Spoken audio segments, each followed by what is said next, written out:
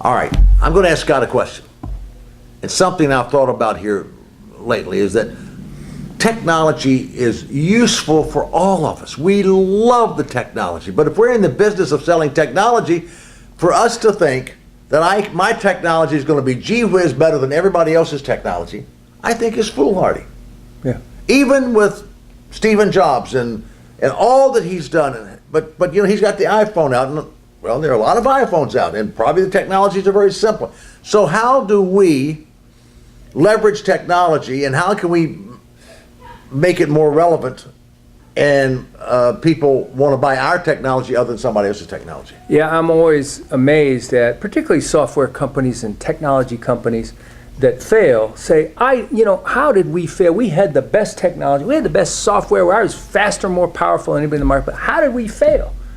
And the fact is, they never made it clear to people what the user experience was going to be that made it better. Stephen Jobs, great example. I'm fortunate to have worked with him. You know him. He's a true genius, and he's a technological wizard.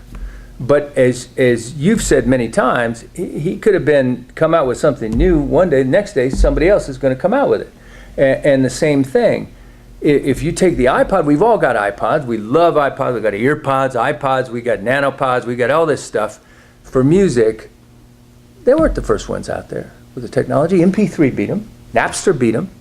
But nobody came up with a value proposition, with a user experience that was superior. What Stephen does again and again and again, and he did it with Apple and Apple II, and he did it with Mac, and he did it with Next, and he's doing it with iPhone and iPad and iPod, is create a user experience that's easier and more fulfilling and more fun.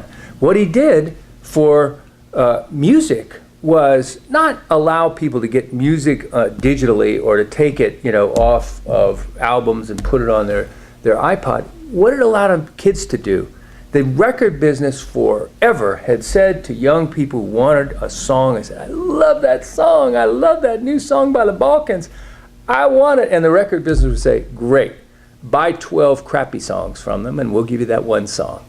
And you got to buy an album to get one song or the two songs that you want. Stephen Jobs, that was his real innovation. It wasn't the technology of the iPod. Yeah, it was the wheel, which was a great way a fun way of scanning to see what you had. But the real breakthrough in technology was a new way of buying music, where you could buy one at a time and create your own personal album. Mm-hmm. And for kids, that was a huge breakthrough. 99 cents versus $12.99. To buy an album to get the one song you wanted. Great idea. That's the kind of thing that he did all the time. He thinks about the user experience. When he went up against IBM, we were working with him. Here's the IBM PC. You had to learn its language in order to communicate with the damn thing. You had to learn MS-DOS, even to get it to do anything. And you had to be willing to connect up to one of their bigger and bigger servers, and then up to the mainframes. To us and to Stephen, that was the picture of the Soviet Union. That was autocracy. You have to serve the machine, which serves the bigger machine and the bigger machine. And it would define your output in terms of speed and efficiency. And here's a little Mac back then. This is 1980s. Here's a little Mac. It learns your language. It has graphical user interface, so it's very easy and fun to use. It doesn't connect to anything else. It's just their machine to serve man. And how does it define your output? Not in terms of speed and efficiency, but in terms of creativity and expansiveness. A model of democracy. Stephen keeps thinking about the user experience. What's it going to be like? The great Mickey Drexler, who created the Gap stores and really made them what they are. He's still working today. He's still a genius. What he did with the Gap stores was we could go in there and we could see every day, here's how this pair of jeans looks with that flannel shirt, with that t-shirt, see it all ready to go, buy it all, get it in the right size and take it out the door, and and modest price. But he did a whole new way of what we call merchandising, showing the merchandise. Now, not only that, but in those days, Mickey Drexler was up against the big department stores, had to beat them. What did he do? He changed the look of his stores every week, because he knew that his best customers were in there every week. And he wanted their experience, the best customer's experience, to be the best it could be. So they'd see new stuff every week and have something to buy.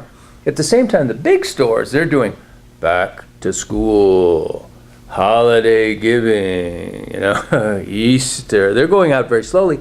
And Mickey's going pop, pop, pop, pop, pop, pop, pop, pop, pop, changing every week. It is thinking about the user experience. And my mantra, and yours too, when we're thinking about a user experience, we're not thinking about what is somebody who just might walk in or walk by, what are they going to think? You want to start building that user experience around the experience of your best customers. I met a great guy the other night, Dave Dawson, runs a company called Urban Electric. They sell high-end, very, very expensive, almost one-of-a-kind lighting for homes.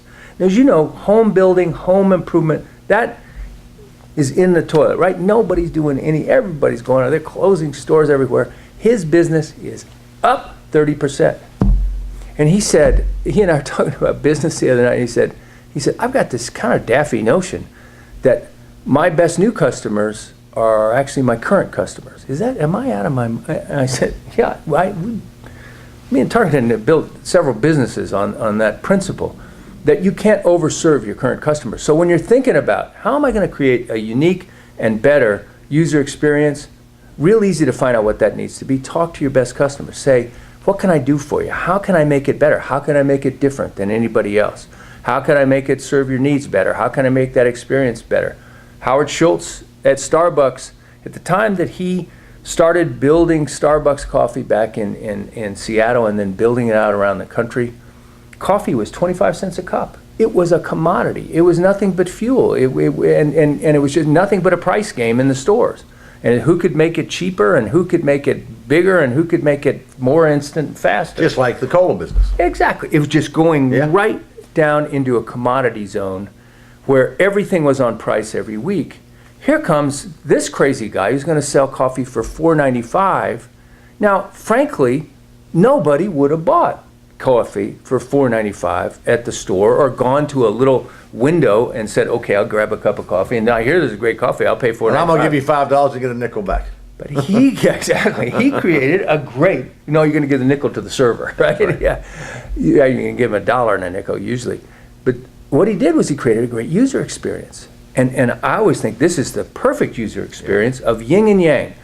You're coming in because you need coffee, you need energy, you need a lift, you need something to get you out of that 2:30 or 10:30 in the morning, 2:30 in the afternoon kind of slump. So you're getting energy, but you're going into a place that is a true break. Overstuffed furniture, low lighting, cool jazz music. It's just a very relaxing place. So you got, as I said, a yin and yang. You got comfort and real relaxation, true coffee break, and yet great coffee and new flavors all the time and a great experience. That's experience. What's that experience worth to people? It's still worth $4.95, $5.95, $6.95 a cup. They've been copied by everybody in the universe, and they're still going strong. They had a slump, but it came back. It's all about the customer experience. I know this was a little longer segment. You need to go back and look at this segment time and time again, because every time you look at it and hear Scott talk, you're going to get a little jewel there, something that's going to make your brain work, because we want to stimulate your brain. We want to get you to think. We want to give you ideas so that you can go and apply some of these ideas to your own business so you can grow it. Thanks, Scott.